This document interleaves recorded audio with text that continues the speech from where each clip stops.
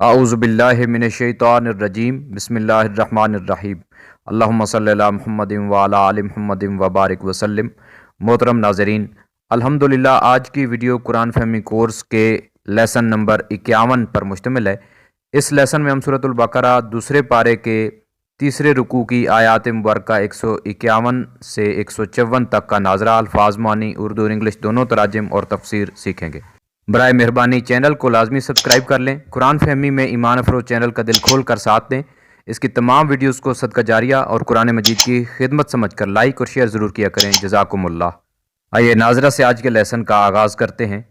اعوذ باللہ من الشیطان الرجیم بسم اللہ الرحمن الرحیم کما ارسلنا فیکم رسولا منکم یتلو علیکم آیاتنا ویزکیکم ویعلمکم الکتاب والحکمت ویعلمکم ما لم تکونوا تعلمون۔ تو وقت مطلق کی علامت ہوتی ہے، یہاں ٹھہرنا چاہیے۔ فَاذْكُرُونِي أَذْكُرْكُمْ وَاشْكُرُوا لِي وَلَا تَكْفُرُونَ۔ يَا أَيُّهَا الَّذِينَ آمَنُوا اسْتَعِينُوا بِالصَّبْرِ وَالصَّلَاةِ إِنَّ اللَّهَ مَعَ الصَّابِرِينَ۔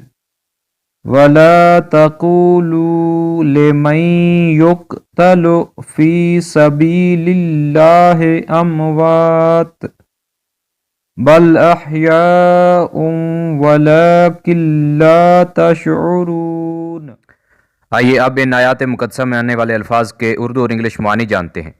ارسلنا ہم نے بھیجا، وی سینٹ، یتلو وہ تلاوت کرتا ہے، ہی ریسائٹس، یزکیکم وہ تمہیں پاک کرتا ہے، ہی پیوریفائز یو، یعلمکم وہ تمہیں سکھاتا ہے، ہی ٹیچز یو، فاذکرونی پس تم مجھے یاد کرو، سو یو ریممبر می، اذکرکم میں تمہیں یاد کرتا ہوں یا کروں گا، آئی ریممبر یو، استعینوا تم سب مدد طلب کرو، یو آل سیک ہیلپ، لا تقولوا تم نہ کہو، یو ڈونٹ سے، احیا زندہ alive، لا تشعرون تم نہیں سمجھتے، you do not perceive.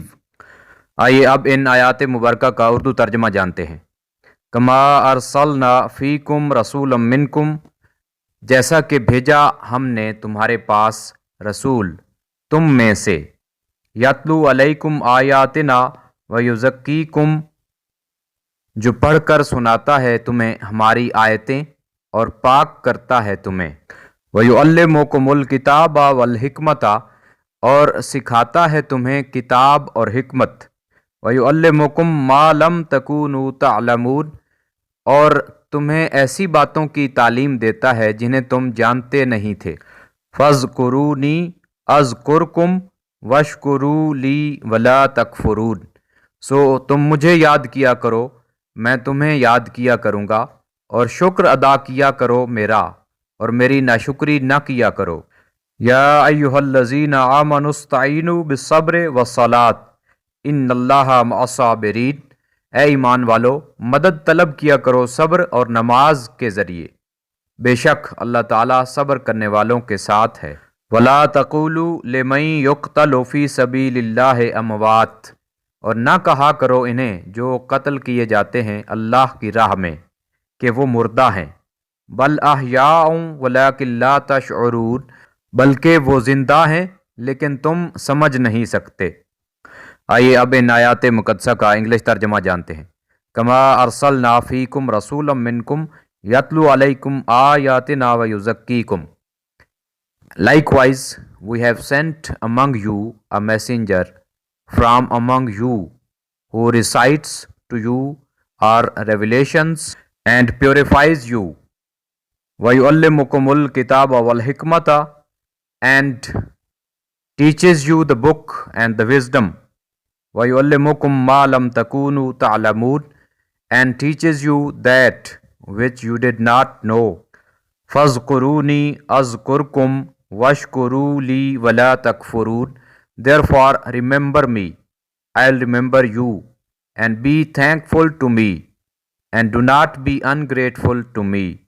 Ya ayyuhallazina amanu ista'inu bis-sabri was-salat, innallaha ma'as-sabirin. O you who believe, seek help through patience and prayer.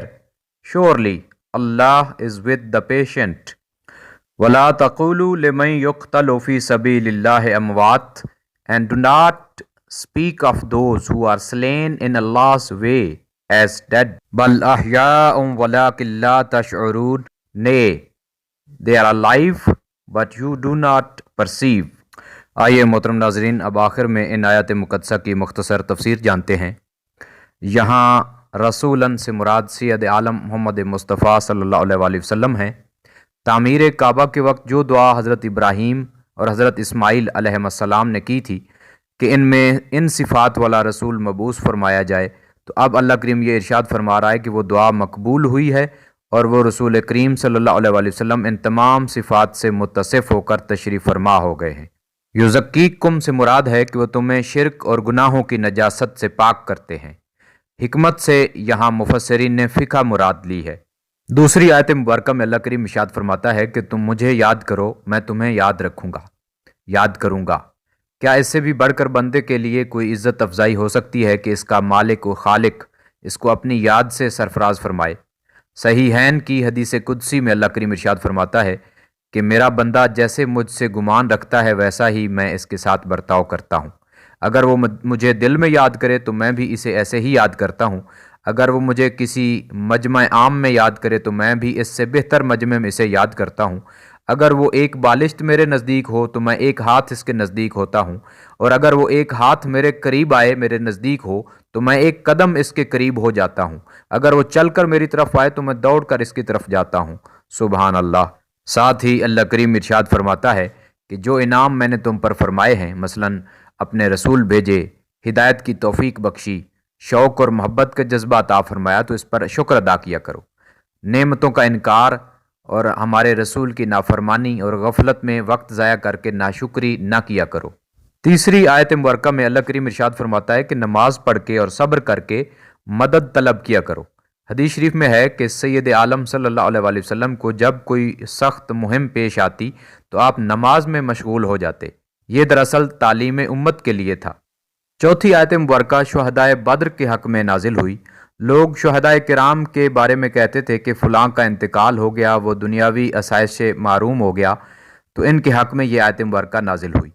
موت کے بعد ہی اللہ تعالیٰ شہدائے کرام کو حیات عطا فرماتا ہے، ان کی ارواح پر رزق پیش کیے جاتے ہیں، انہیں راحتیں اور نعمتیں دی جاتی ہیں، ان کے عمل جاری رہتے ہیں، اجر و ثواب ان کا بڑھتا رہتا ہے۔